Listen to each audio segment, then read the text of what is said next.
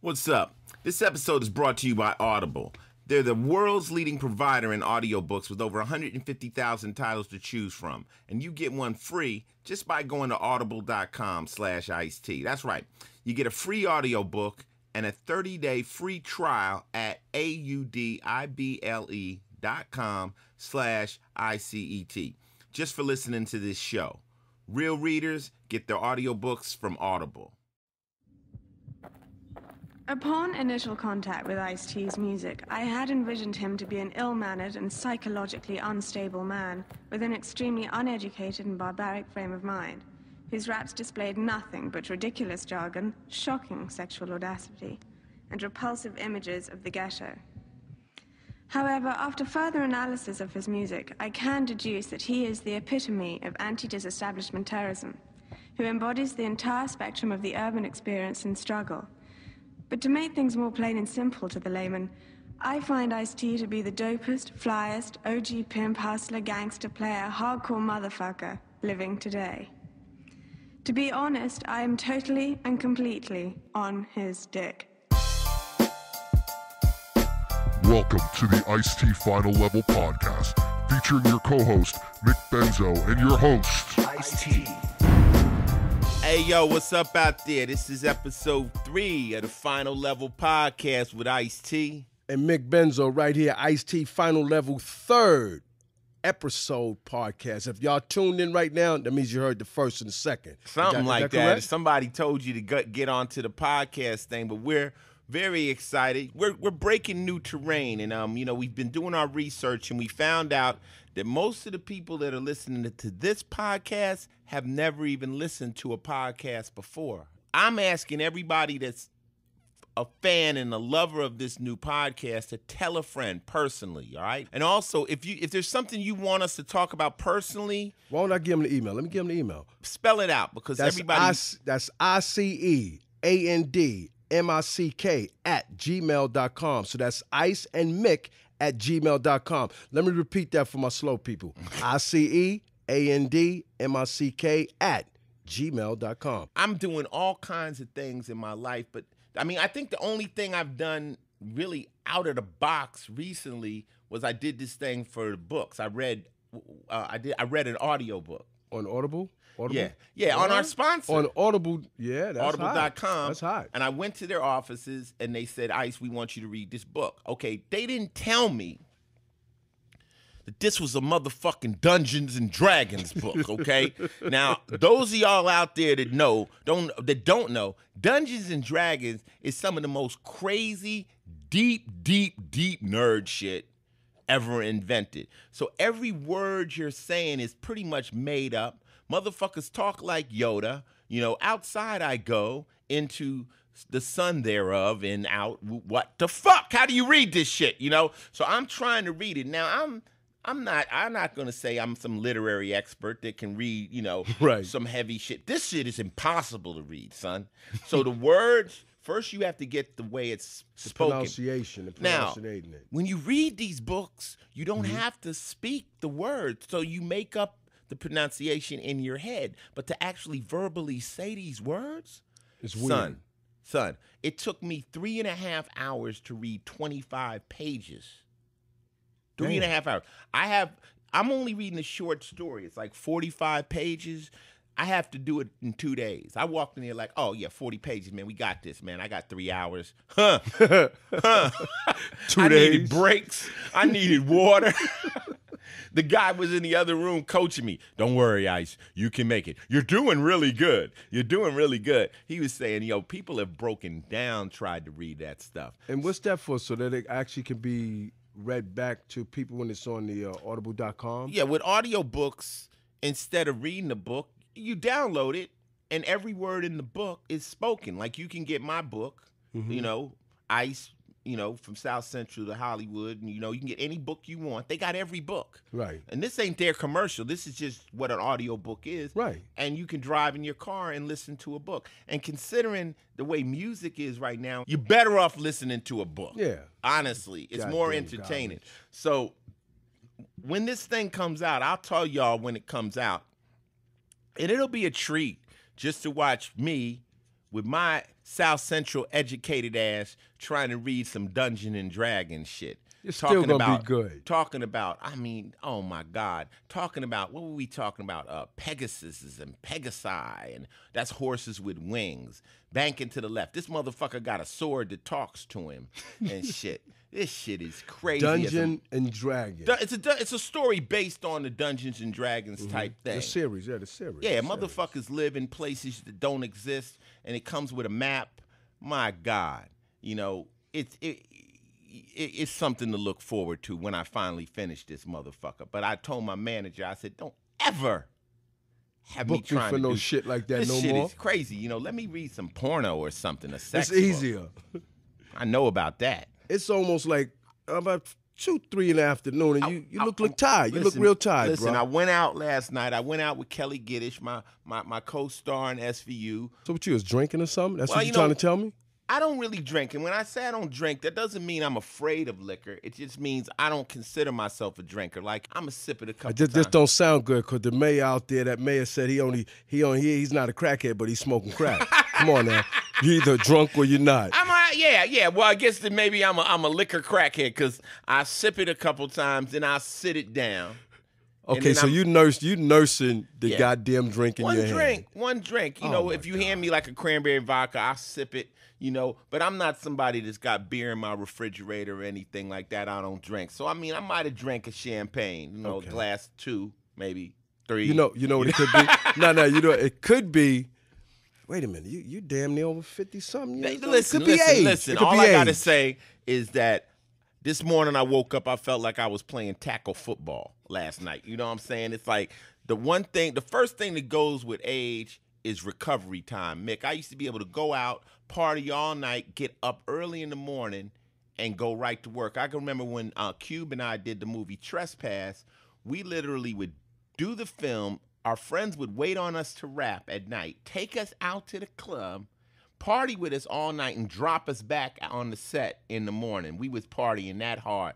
Now it's like, damn, man, was I in a car accident? The hell, you was 15? Because you can't do it now. You can't even get out the bed after a few drinks. I got Red Bull. Red Bull, water. I mean, come on, man. You said you had two champagnes. Maybe three. Damn. Another thing about me is when I go out, you know, usually I drive, so I'm very concerned with, you know, I don't want to get a DUI or nothing like that, especially a non-drinker, somebody who doesn't go out and get stoned, plastered to get stopped. And, you know, one time, let me tell you a drunk driving story. Okay. I was in Arizona, and we got pulled over right after we left the club, and I think I might have drank a cranberry and vodka. The guy gets me out the thing. They got me outside doing the sobriety test. Mm-hmm. It's 4 police cars, lights. Probably TMZ was there. Everybody, you know, right. People were stopping. They doing the sobriety test. At the end, the guy asked me to blow in the machine, the breathalyzer. Right. He said, like, I blew a 0. No, you wasn't even drunk. You didn't even have a drink. He said, blow it again. I blew it. He said, man, you was failing this test. I'm like, I'm nervous, fool. I'm nervous. How am I walk a straight line with 5 cops standing around me with flashlights and pistols? Ooh. I'm like, man, I'm about to lose my job. So, you know, I have a definite fear of getting in trouble and messing up my good thing. And that brings us to my nephew. Oh, you ain't talking about the J. Justin. You talking about the J? Justin. Mr. Justin Bieber. Justin, man, listen, man. Now, once again, I don't really consider this gossip because we're not here to talk bad about the boy. We are trying to save him. I said in the earlier podcast, Usher's a friend of mine, and I looked at Justin as, you know, being like a nephew to me, and we warned him about, you know, what was going on. And bow, it seemed like the day after the podcast came out, he got arrested. So this will be the final, I guess, advice I would give him. You got to lay low right now, dude. He's hot. You're hot. He's hot. And in the streets, when the cops are on you, you got to lay low. You have to disappear. This is just serious business. You know, I don't want to see this kid go under and get caught in the system and get deported or nothing. I told the same advice to my homie Busta Rhymes, Real talk. But it was a time when the cops was busting bus every day for some bullshit. They was catching him. One day, they laid outside. His name is Buster Buster. Right. They laid outside his house, and he moved his car from one side of the street to the other side of the street for parking because of the street sweeper, and they busted him. They caught him that quick. What does that mean? That means they watching you. Right. But Justin Bieber, man, they on you like a cheap suit, man. Slow down. You're getting a lot of press. It's not they don't good. like it. They don't like it. You know, I think that the same thing used to happen to, Miss Paris Hilton. Am I correct? Paris Hilton, she was hot. She was hot as hell. She went to jail. All of a sudden, you don't see Paris in the press that much anymore. She pulled back, pumped her brakes, like we said. She ain't with that jail stuff. She wised up, and, you know, that's all we saying, man. That's all we saying, man. It's love, and just don't continue down this road. Your haters want to see the worst happen to you. And the biggest gangs are the Crips, and they're actually the police. They're in every state, Justin. They're watching you in every state. They not want in the one. publicity. They want the publicity. So just slow down. Just slow down, young gun. That's all we talking about. That's Justin. That's for me, Uncle Ice and Mick, man. Squarespace is our sponsor for today. They're the all-in-one platform that makes it fast and easy to create your own professional website or online portfolio. I actually use Squarespace to make my website, and you should too. Just look at the IceTFinalLevel.com site. It only took 2 hours to make, and it looks better than if you paid a pro. Start with a free trial at squarespace.com with no credit card required. When you're ready to purchase a plan, get 10% off with the offer code ICE. That's SQUARESPACE.com, offer code ICE.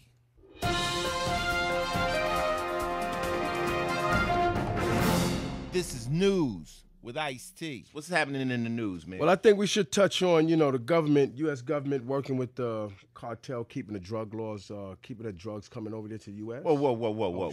Are you crazy? I ain't talking about no Mexican. Oh. Are you talking about the Mexican cartel? Yeah. The ones that put people in canisters and boil them and all that? I think that's the end of that story. I think that one is not going to happen. We're not going to talk about the Mexican cartel on this show. I like my head connected to my shoulders. I don't give a fuck about that anyway. I'm not going there. You crazy? What's that? Oh, the EPA. Now you heard the story about this guy. He's working with the EPA, but basically he told his employers that he worked for the CIA. He taking days off. This is not something I haven't heard before. Because Coco had a girlfriend, and her boyfriend got busted. This guy she was messing with, he got busted running around with a bunch of chicks. And in order to make good with her, when she busted him cold, he said, "Look, sweetheart, I got to tell you something. I might have to kill you afterwards, but I work for the CIA." I'm like, what? I mean, that's got to be the best lie or most outrageous lie any cheating ass dude could ever run on a girl. Like, yeah, I'm a spy. And all them girls you see me kissing, those were operatives. And those are connections. Hey, that's a good damn story, though. Yeah, well, this guy basically from the EPA, he's running some CIA scam, and he got cracked, and they sending him to jail. He gonna get something. He gonna get some time, man. That's cold. I always ran by the theory that there's two things people don't say they in. One is the mob, and the other is the CIA. Those are two organizations people don't say they're in. They don't disclose that. And that was news. This segment is TV. You was watching something, Beverly Hills Cops or something? No, the Hollywood Hillbillies. The Hollywood Hillbillies. What the hell is that? That's my favorite show. That's a cartoon? No, it's a show on TV. It's new. It's a reality show. It's about a kid who got a whole bunch of hits on YouTube, and then he has a manager from Hollywood that decides he wants to make him a star. The kid comes to Hollywood with his family. He's got his aunt. He got her boyfriend. He got his grandma. Got a friend of the family, like an uncle. It's just bananas. So they come kind of like the Beverly Hillbillies to Hollywood, but the whole show's about this grandmother. The grandmother is so gangster. you can't take her eyes off her. And I was a fan of Honey Boo Boo Child, which I still am. But, you know, when you watch Honey Boo Boo, you might think she's getting exploited. She's a kid. She doesn't really know what she's doing, even though she's wild as hell and funny. And the mom's is funny. But this one is hilarious. There's this one scene where the aunt is out on the street and her man is sitting on the bus stop, so she puts her titty on his head. So it, she got these big titties. She sits a big ass like 5-pound sack of potatoes on this dude's head, so it don't And get that's sunburned. Hollywood Hillbillies. DVR it, man. Oh, man. DVR. I got to see that. I got to see that And one. it's not funny in a bad way because grandma is so gangster that you got to ride with her. She checks his manager right off the top. She tells him, I don't like you. Why do you deserve this money? She walks into his office. She says, who's that picture? They go, that's Jimi Hendrix. You know Jimi Hendrix. Yeah, he's dead. I want to see somebody alive. Oh, man. I want to see somebody he's managing alive, not nobody. Wow. Hollywood Hillbillies. I advise you to go check that out. And that was television. This is Final Level, and let's talk movies. Now, I'm going to tell you right out the gate, I've been wanting to see this movie. I finally got to see it, Wolf of Wall Street. Bananas. I advise it. You got to go see this one, Mickey. You don't go see all the movies I tell you to. Right. This is Leonardo DiCaprio, and it's talking about the wild stuff that goes down in Wall Street, you know, and you know, we know there's corruption down there, but you don't even believe how crazy this movie gets. Leonardo DiCaprio, we talk about Ice-T's favorite actors. He's definitely one of my favorite actors. I told you I love Brad Pitt. Leonardo is dope. He got a lot of haters. Oh, Leonardo this. Did you see Titanic? This yeah, boy I saw is that. bad. That was did you dope. see Blood Diamond? Yes, I did. This dude, did you see The Departed? Yeah. I mean, this dude is not a game, man. Leonardo DiCaprio can act his ass off. Did you see The Django? Oh, shit. Yeah, Leonardo's, he's the business. So, I mean, I like a lot of actors. I'm a Harvey Keitel fan. I'm a Denzel Washington fan. I have my own actors that I really admire, but this movie was crazy. Dope. It was crazy. I got to see that one, though. No. It shows you what goes on in the trading world, but it actually shows you how a young guy basically starts in a garage with like a boiler room operation and works his way up. See, what I know about the Wall Street is the inside trading. When you know it's all that you're trying to buy somebody's in there telling you what to buy and you know when to buy, when to pull out. They're breaking every law they possibly can. I got to see that movie. Yeah, they breaking every law they possibly can, and you know they not trying to snitch. It's a fun movie, and I think Leonardo killed it. There's one scene in the movie where this guy takes these things called lemons, these kinds of quaaludes, and he has to try to make it to his car. It's possibly one of the funniest scenes you ever going to see in film because the drugs hit him and he's trying to make it out of this country. He couldn't move it. It's hilarious. I got to see that one. Wolf of Wall Street, that's our recommendation, and that was movies. So let's talk about audiobooks for a second. With the sorry state of radio and music industry nowadays, I have to look for different stuff to keep me entertained. Yet it's not like I can read a book while I'm driving. Thankfully, I got Audible. Audible is the world's leading provider for audiobooks with over 150,000 titles on their site.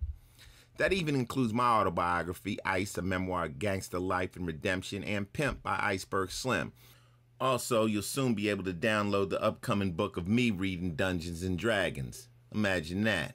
You can listen to your favorite audiobooks and comedy albums on any device, your computer, tablet, Android device, or iPhone. Someone actually asked me the other day, Ice, what if I like to read on my Kindle too? Well, player, Audible has got you. WhisperSync lets you switch devices and save your bookmarks, picking up where you left off each time so you don't miss a word. It even lets you switch between listening and reading and then go back and forth between your Kindle and the audiobook without losing your place.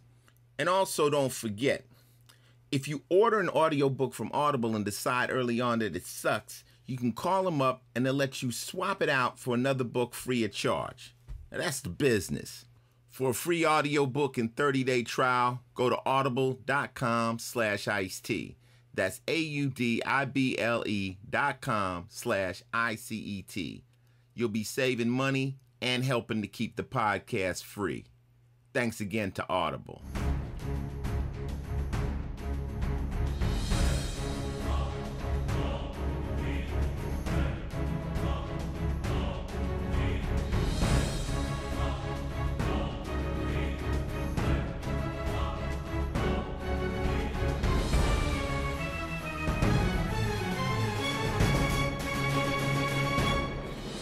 Hey, yo, this is Ice-T, and this is gaming. Now, here's the funny thing about playing a game. Like, I'm playing the game, so Coco's in here, and she'll be on the phone with somebody. And then they'll hear me in the back. Motherfucker! Die, motherfucker! Bitch-ass mother... piece of shit. Now, I'm not yelling this through the mic. They think you talking to your wife. They like, are you okay? Should I dial 911 for you, Coco? Is everything okay? And they hearing bombs and shit going off. And she's like, you know, and being a gamer's wife, Coco knows how to do things like dive roll in front of the TV set, like, you know, get out the way. Don't walk when I'm gaming. And the worst thing that anybody can do when you're in the room with a real live gamer is kick out the plug to the console. Shit. Oh my! I bet the gamers know about that. And here's another last thing.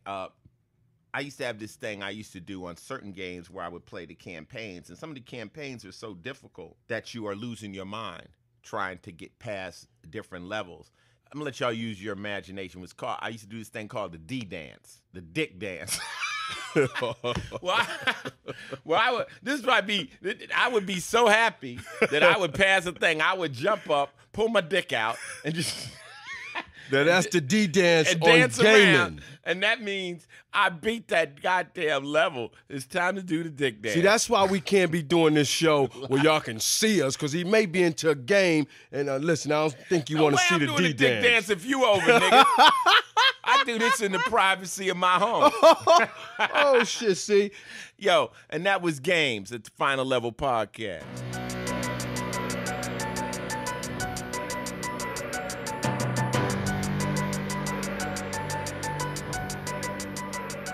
Okay, right now, this is philosophy. One of my favorite quotes, you know, that I came up with is don't let the things you want make you forget and not appreciate the wonderful things you have.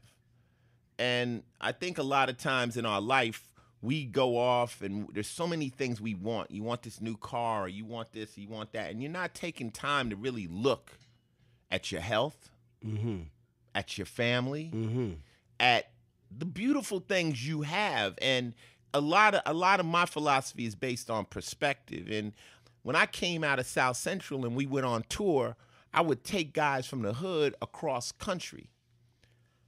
You know, they looking this way, they have their views, but this was the first time they ever saw poor white people. You see, because in L.A., the blacks kind of live in a certain area, and white people kind of live on the hill. And you haven't never seen really poverty as far as the way it is in the Midwest and certain places in the United States. White people living in trailer parks having it fucked up. And it changes the way you see life. I can concur to that, man. Like when I went to Angola, Africa, I saw real poverty. Speak on real poverty, man. I mean, when they're out there, they ain't got no shoes on, they ain't got no water. They got to walk around with water on the top of their damn head to even bathe and drink. And I physically was like, I must be living great in the United States compared to what they're going through. So why am I complaining? When I got back, I said, there's no reason for me to complain no more. When I see that there's worse off people than we are, and we sit here and complain. But we all go into these modes where we want something more than what we have, and we're not happy. Well, today's philosophy is don't let the things you want make you forget and not appreciate the wonderful things you have. And that was philosophy.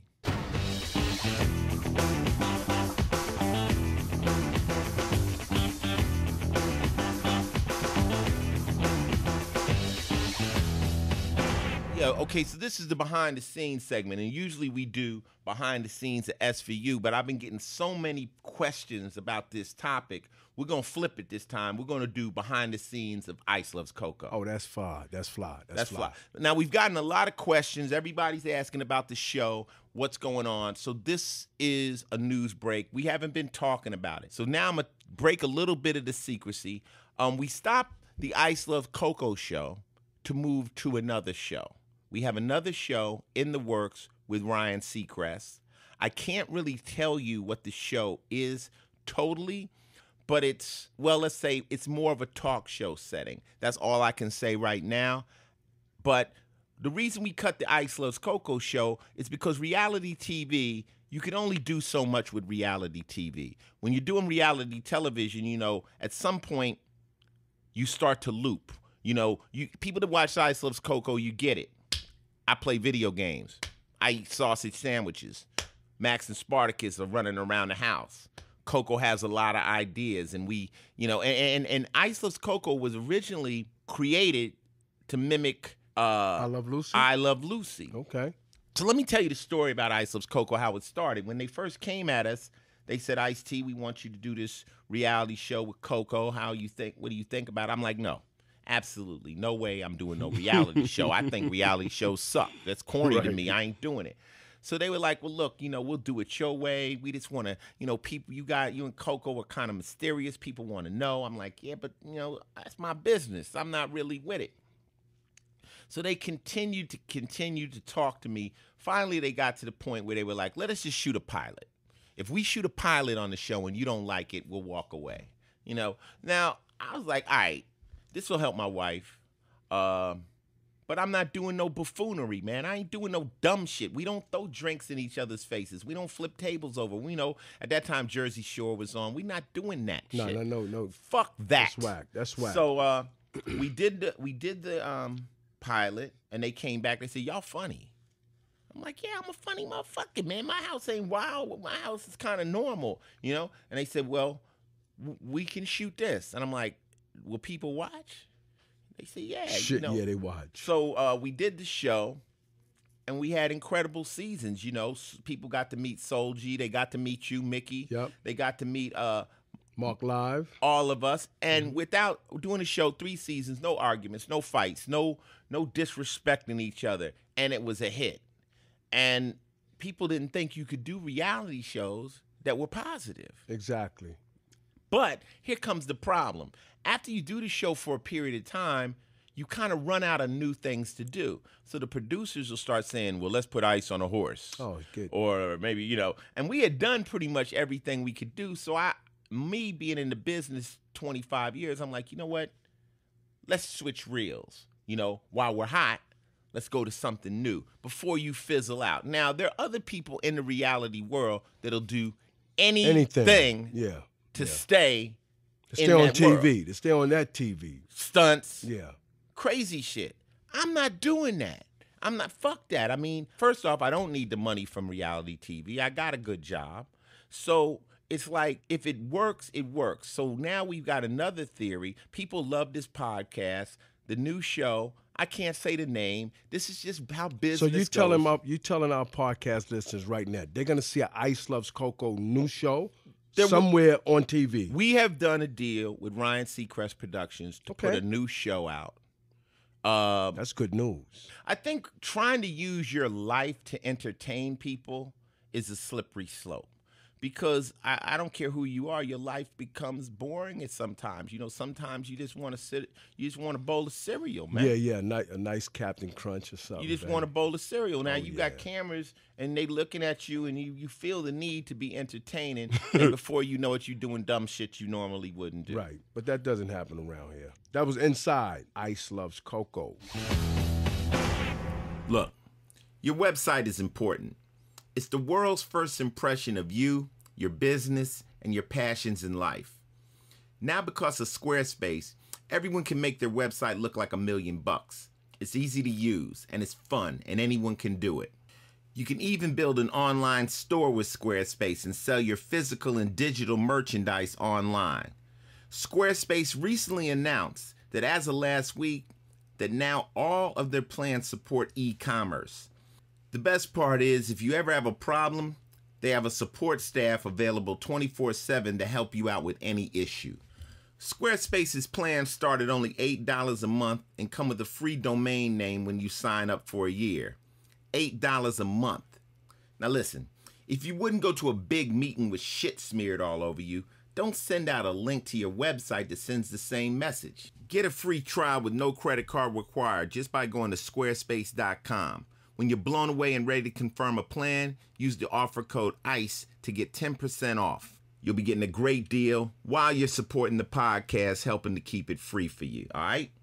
That's SQUARESPACE.com, offer code ICE. Now, I already got word that my Final Level people are already building Squarespace websites, and I want to see them. Send your Squarespace website to ICEANDMICK, that's Ice and Mick, at gmail.com, and we might even talk about them on the podcast. Thanks again to Squarespace. Please support them since they support us.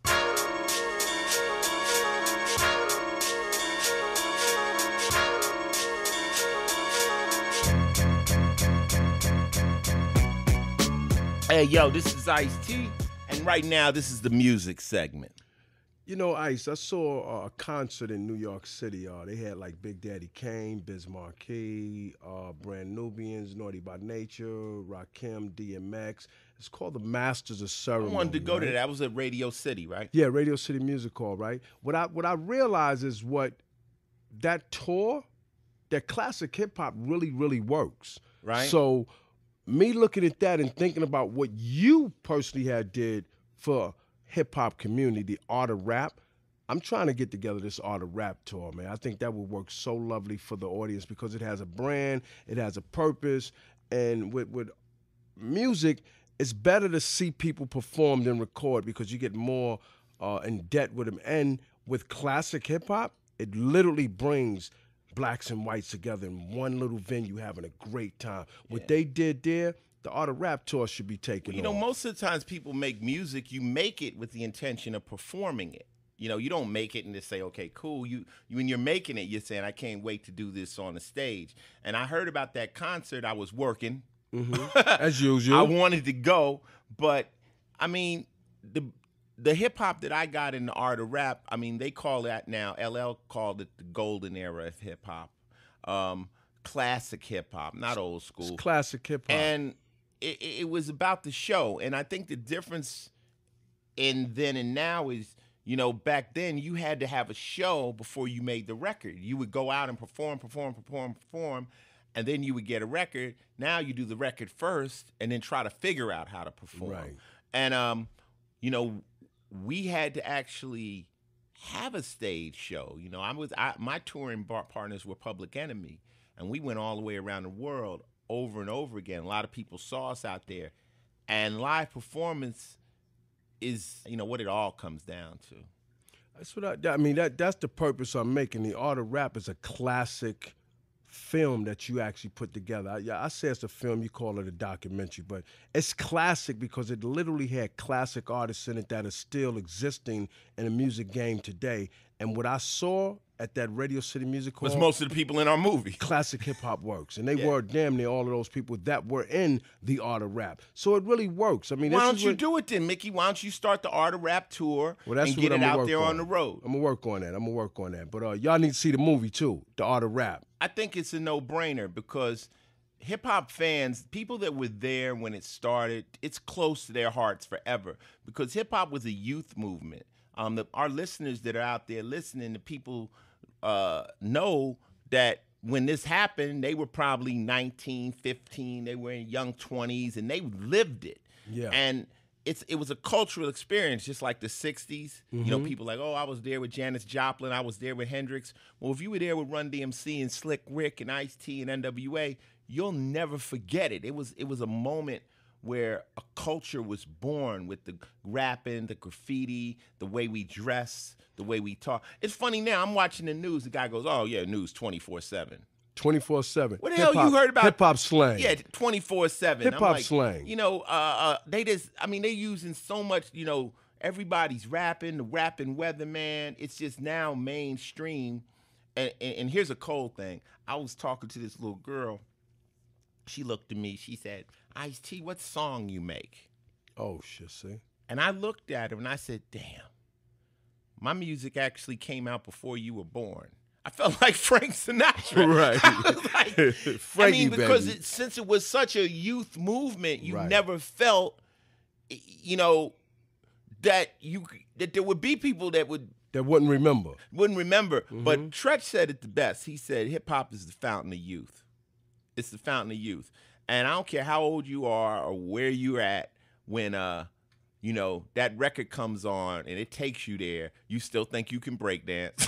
Yeah. Your mind say yeah, but your body say no. You know, you still think all those things that happen can happen again, and it's a beautiful thing. I mean, hip hop is that powerful. Sesame Street is how old? Yeah. Now they got the rapping Cookie Monster. He went from the Cookie Monster to the health food doing that, like the vegetables, but he's rapping and he's got a chain on like Run DMC.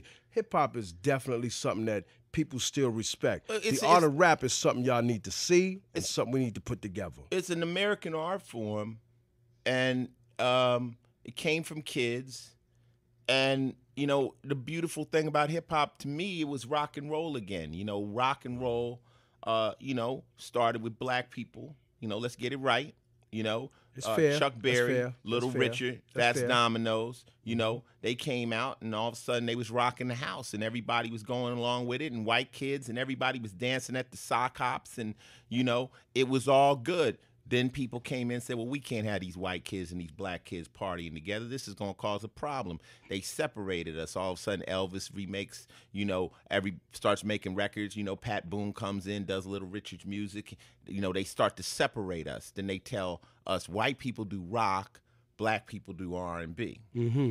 Basically, hip-hop is rock. We don't R&B the mic. We rock the mic. Exactly. We rock the house. And guess what? Blacks and whites are at it again. And the having white a kids, good time. The white kids came at it. We come to the concerts. It's packed. It's all blacks. It's the most beautiful thing. You know, they want to put the negativity into it. They want to say, "Oh, this is bad music. This, that, and the other." But no music has brought whites and blacks together like hip hop. And there's 40 years of it too. 40 years of hip hop. So That's don't let the greatness. haters dull our shine. That's you know? right. Don't let the haters dull our shine. It's a beautiful thing. You know, it's a beautiful thing. Hip hop, you know. Yeah, and if you ain't checked it out, go check out The Art of Rap. You know, It's shameless classic. plug. It's classic. It's on no, Netflix. but it's classic. You have to see it. I'm telling the podcast listeners that just joining us, check out The Art of Rap. You'll love it. Even if you listen to rap today and you like it or don't like it, just check the movie out just to see the origins of it. You know, if you can sit up at the Discovery or History Channel and look at the origins of the motherfucking pyramids or some shit, you know, I'm sitting over there learning about Greek mythology. I was watching a show last night about the Vikings, okay? Motherfuckers coming from Norway and Denmark and Sweden. I'm gonna learn that. If I got time to do that, then have a little time and listen to some of our history about the art of rap. You know what I'm saying? It's only right. Church. Okay, now it's time to take some callers. This is Ice-T live. Talk to me, baby. Hello? Hey, what's happening? This is Ice-T. How you doing? Oh my God. What? Hi. Oh my God. You called into the... I didn't know. Hi, I'm Sarah. Are you okay? Yeah, but I didn't realize I was actually going to be on air. Like, I didn't realize that I was going to actually, like, be able to speak to you. Yeah, well, this is the podcast. What's going on? What do you want to talk about? Well, just want to say I'm a huge fan of Law & Order. Thank you. I listened to every one of your podcasts. Yeah, and, like, it must have been cool, to see the transition from year to year, like, how it's kind of like changing through year with different actors and characters, and now, the very dramatic season. Yeah, with everybody. I mean, Belzer's gone, the captain's gone. But the thing I try to do on the podcast is give you guys a little insight from my perspective, Ice-T, the actor, And one thing, we don't really know what's going to happen. You know, we get the script, you know, and we look at it and we go, oh, wow. The first thing we check as actors is that we didn't get shot, you know. Yeah, that would not be good. I've been in episodes where I got shot. I turned the page real quick just to make sure I'm still breathing on the next couple pages. So it's one of those things. I mean, are you enjoying the show and the directions it's going? Yeah. I even though I haven't been able to be a fan for 15 years because I'm barely even 15. Like, well, that doesn't matter. It doesn't matter. We got box sets and CDs and all kinds of ways you can go back. But hey, we appreciate it. You know, we've lost fans, we've gained fans, and that's part of the entertainment business. You know, some people may not like the way the show goes. They'll leave, then we'll take on new fans like yourself. So God bless you, Sarah. Thank you for calling into the podcast. Okay. Next time you see this number, call back. I will. This is Ice-T on the Final Level Podcast. What's up? All right, this is Brent. I'm out in Sacramento, California right now. When are we going to see Body Count blow it up at Coachella or one of these festivals, man? Hopefully this year. We have all intentions of trying to do Coachella, trying to do, Lollapalooza, trying to do the big events. The difficulty with Body Count is everybody knows I'm on a television show, so it's hard for us to tour. You follow me? So it's not like we don't want to tour, but we have obligations. I'm under contract. I just can't leave. So what we're going to try to do is hit the big concerts, hit some of the metal shows. We can't just go out and gig like we did before. The main thing we are having to do is try to get this album mixed. Right now, the album is in the final stages. The guitar overdubs are going on. I've done all my vocals. And they're going to mix it in Australia because our engineer is leaving to go to Australia. So he's going to actually mix it there. And we're going to try to get this record set up so that we can start touring and doing shows into May, June, July, August, September, right in that area. Okay? Because that's when the Law & Order hiatus is. And then we're going to try to hit the big dates. And we've got some incredible new material that I just can't wait to go out and let y'all hear live. I'm trying to hear it, dude. Dre and Snoop did it, and it's going to take me a lot to get out to the desert to go see it. But if I Body Count on the roster, dude, I'm there. That's the business. Okay, thank you, homie. Manslaughter, Nobody's Safe, 2014. Hey, this is Ice. What's happening? Holy, hi. Talking to Danica. Where you live, Danica? I'm in Maine. Oh Lord, you colder than us. It's cold down here. What's the temperature in Maine, boo? Right now, I think it's like 4 degrees. Damn. I don't know if I'm ever gonna take up residence anywhere north of New York. It's cold. It's cold. I don't blame you. So what do you want to talk about? I want to talk about SVU. I was tearing up when Cragen left last 2 weeks ago. People would always ask me, they say, how are the people on the show in real life? When Chris was there, Chris was pretty much the way he seemed on the show, but he's got a real sense of humor. You're gonna see that on his new TV show he's got coming on Fox, which is a comedy. Then Mariska is very much like she seems on the show. Kelly is very much like she seems. Danny, we call him the A student. He's very much like he seems. I'm pretty close to Ice-T. Dan Florek was a goddamn fool. This man would tell jokes. This man was dirty. He was irreverent. He was wilder than Belzer. So now that Belzer is gone and Dan is gone, so are all the dirty jokes. Our comedians are gone, so he's going to be missed. Yeah, definitely.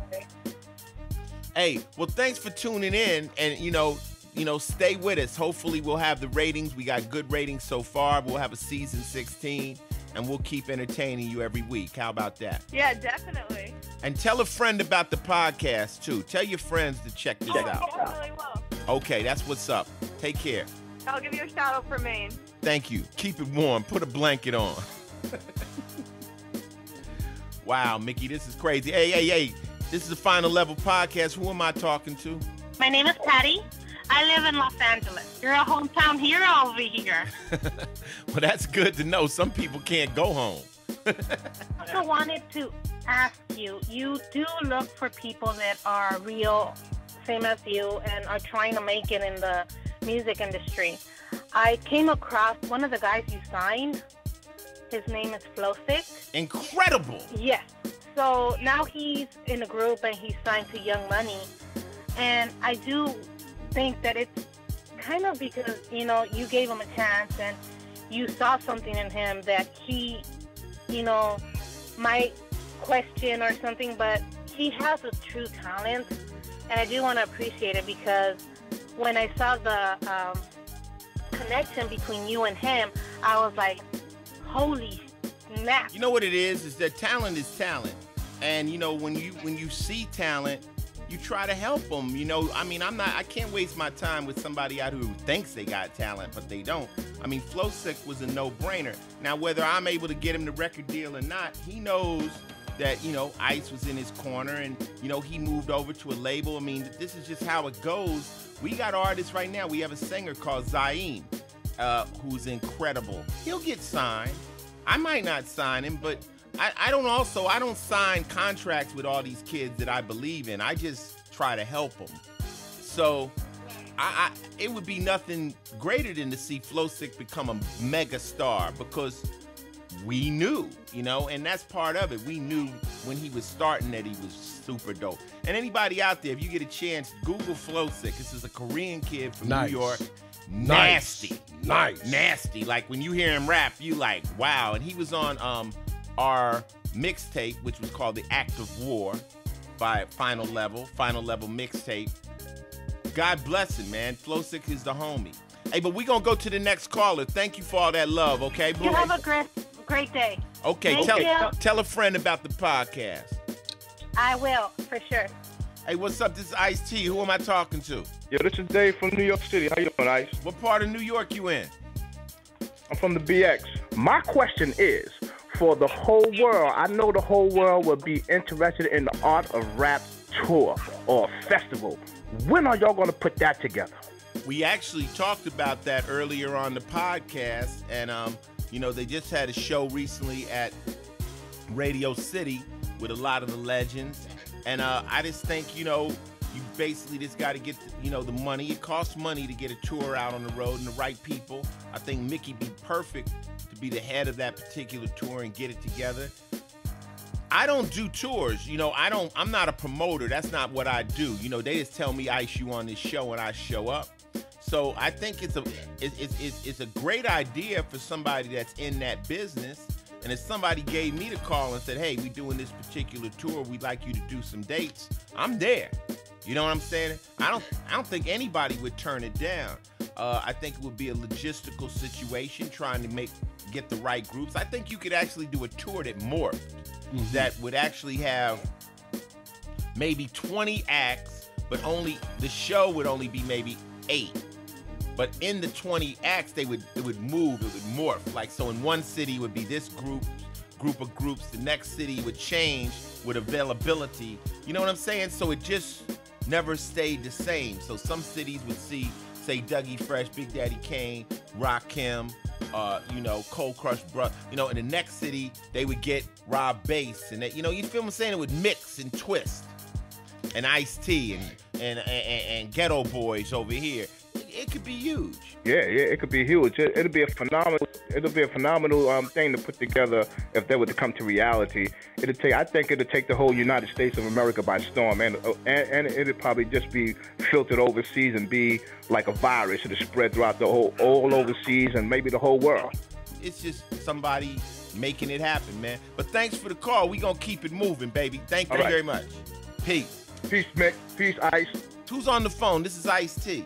Yo, this is Ronnie in Atlanta, Ice. What's up, baby? What's happening in Atlanta, baby? What's good? Hey, nothing. It's just, you know, kind of cold down here like it is. Wait a minute. What's cold in Atlanta? Right now, we at 38. Nigga, that's a heat wave, motherfucker. That's hot.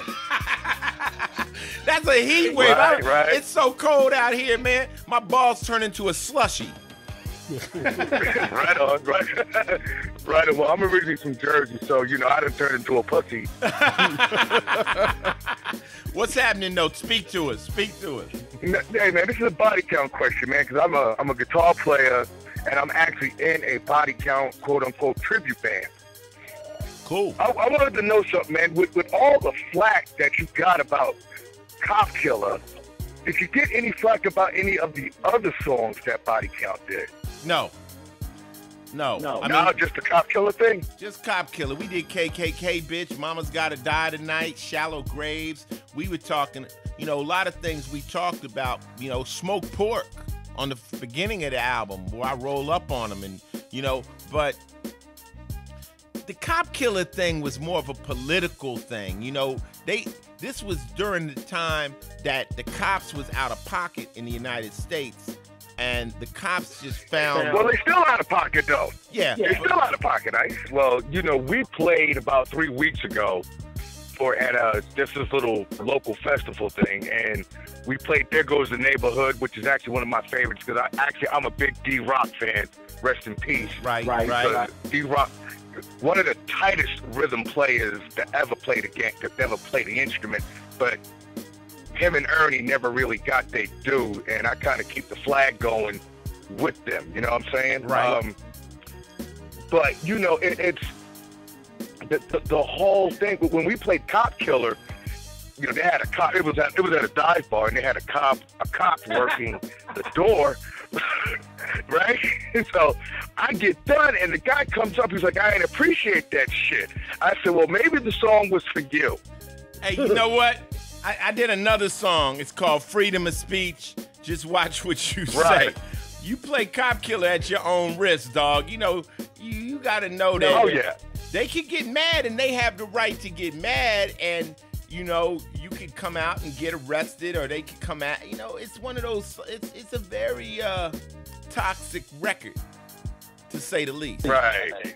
So. Right. But, you know, it was like, I thought it was funny because he was like really upset. I'm like, what are you going to do? Violate my rights? Bro, I said, needless to say, we won't be back at that dive bar anymore to play. Yeah, so. I mean, honestly, I'm going to tell you the truth. I mean, being an all-black band, we actually walked into some bars that they wanted us to play, and I was like, you know what? We might not get out of this motherfucker, you know. Let's just pass and keep the bus rolling, you know. You know the ones you get to that got the chicken wire in front of the stage, and you know, like it's a strip club too, and it's the guy that owns his wife is dancing like on a kitchen table. Them kind of jump off. In Atlanta, that's called Castaways. Yeah, I ain't performing here, man. I got to think about it. But yeah, you know, you can't get mad if the cops get mad. I mean, that song is a hard song, you know. So, like I said, freedom of speech. Just watch what you say. Oh, of course, bro, of course. And one more question before I go, Ice. What was your most memorable Body Count show live that you just was like, yeah? Milan, Italy. No, that was almost dying. We used to play at this place in Germany that I called the Thunderdome. And the reason we called it the Thunderdome, it was a long, I don't know the name of the venue, but it's a long hall about the width of the stage. It's got a really big stage. And then on the side, it had 3 levels of balconies. Not one balcony, but another balcony, and then another balcony. You follow me? And it would be packed. Right. So when you would stand on the middle, you look up, and it was fans like leaning in. It felt like you were in the Thunderdome. And man, that place would rock. That place would rock. And we would always sell that place out. And you could, I mean, I had so much control over that stage that I could make the crowd get so quiet you could hear a pin drop. And then I could just say one word and that place would just erupt. And I always loved playing there. And then I think early shows, the Lollapalooza tour, when we first went out and we really didn't know the power of the group prior to prior to Cop Killer controversy, when we didn't have any controversy, and we used to do the split shows where Ice-T would come out and I performed 30 minutes and then hit him unexpectedly with Body Count and watch the whole place just erupt into the craziest pits you've ever seen. And, you know, we are known to have some of the most aggressive pits in rock and roll, and that's compared to groups like Slayer. So, you know, I survived the Body Count pit. We used to move the mixing boards, you know, like the mixing board that would be way out in the middle. We'd make them hold on to the mixing board because the kids was banging it, you know, breaking through the ropes and stuff. So, you know, we got a song on a new album called There's a Bitch in the Pit, which is about that one girl you always see in the middle of the pit. Right. So you're going to love that record, you know. So, you know, flesh to flesh, full contact, you know. It's all about the bitch in the pit. So thanks. I appreciate, you know, they say when people, you know, I don't go, what do you say, tribute bands and all those, that's really giving us props. So I appreciate what you do, you know, but be careful with our music. It's dangerous. Get you in some shit. Well, Ice, you know what I'm saying? It's like, it's all, at the end of the day, it's entertainment, you know what I'm saying? We did a show around the time of that Trayvon Martin, and we played On with the Body Count.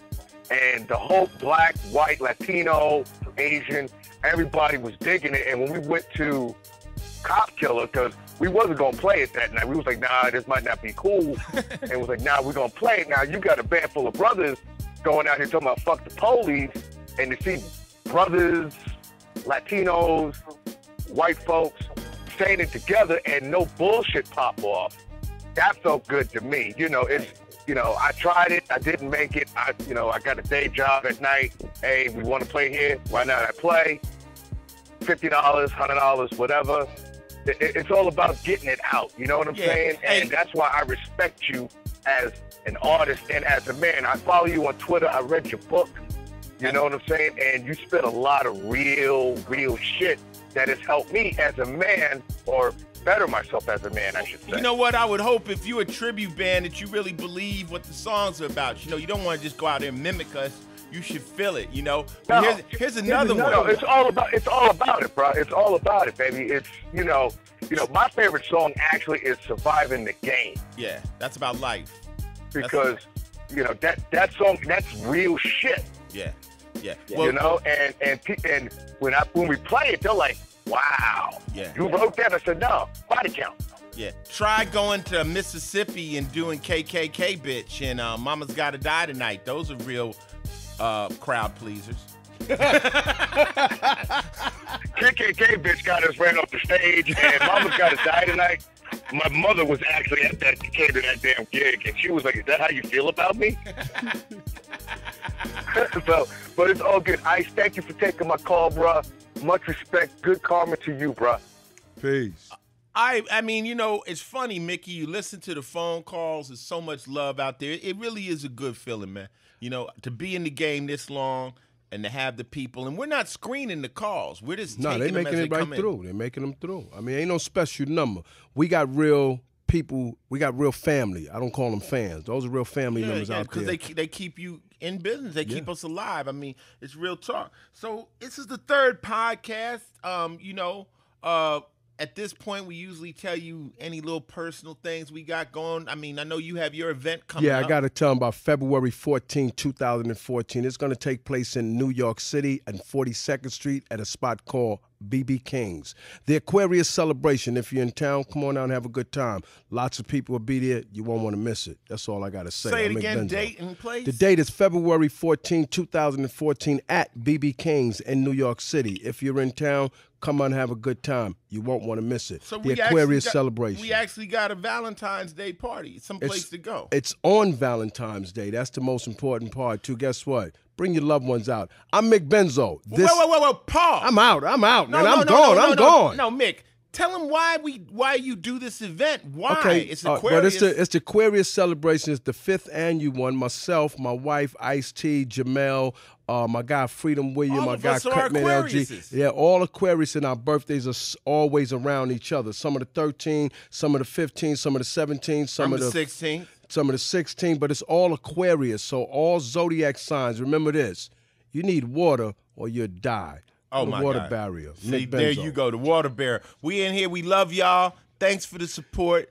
Tell a friend about the Final Level Podcast. We know we're getting mostly new listeners to podcasts out there, so, let's get this movement up and running. I appreciate the love. Ice-T and Mick Benzo signing out. That's how I'm living. That's how I'm living. That's how I'm living. That's how I'm living. That's how I'm living. That's how I'm living. That's how I'm living. That's how I'm living. That's how I'm living. That's how I'm living.